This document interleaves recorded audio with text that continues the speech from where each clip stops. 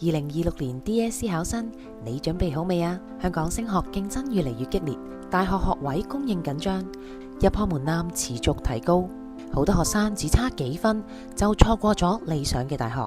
但係升學其實從來都唔係淨係得一條路嘅。近年越嚟越多香港 DSE 學生選擇馬來西亞升學，原因好簡單，學位供應充裕，入學要求更加靈活，學費生活費相宜，英語授課環境國際認可學歷，距離香港只需要4個小時嘅航程。無論升學、轉學國際學制，甚至海外發展，都有更多嘅選擇。大家好，我係馬來西亞升學顧問 Islam， 亦係 Facebook 專頁4隻化骨龍嘅版主。我公司將會參與明報高中升學博覽會2026，今年有4間馬來西亞頂尖大學代表親身來港，分別有 Monash University Malaysia， 係全球頂尖學府嘅分校 ，QS 2027世界排名第31位。學歷受國際高度認可，畢業生可銜接全球就業或者係升學路徑。Sunway University 與英國 Lancaster University 合作雙學位課程。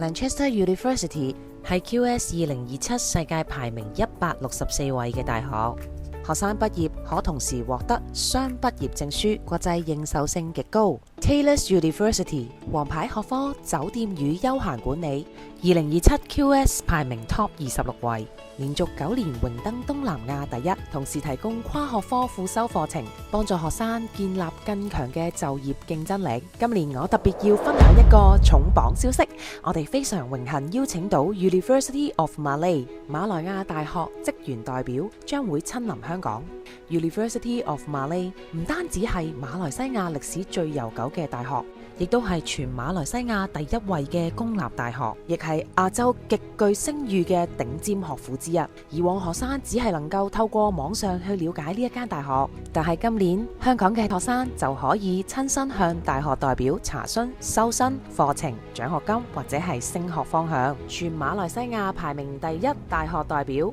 首次於明報高中升學博覽會與香港學生面對面交流，機會難得，不容錯過啊！展覽會日期係2026年7月11及12號，禮拜六及禮拜日連續2日，開放時間係上晝11點至到下晝6點。作為家長，我明白升學路係一個重大嘅決定 ，DSE 唔應該限制你嘅未來，關鍵係你有冇為自己預備多一個選擇。歡迎你親臨明報高中升學博覽會2026，我公司嘅展位係72至到73號，亦可以提前與我聯絡預約免費升學諮詢。我係馬來西亞升學顧問 Islam， 7月11號至到12號，我連同一眾大學代表喺現場等你哋啦。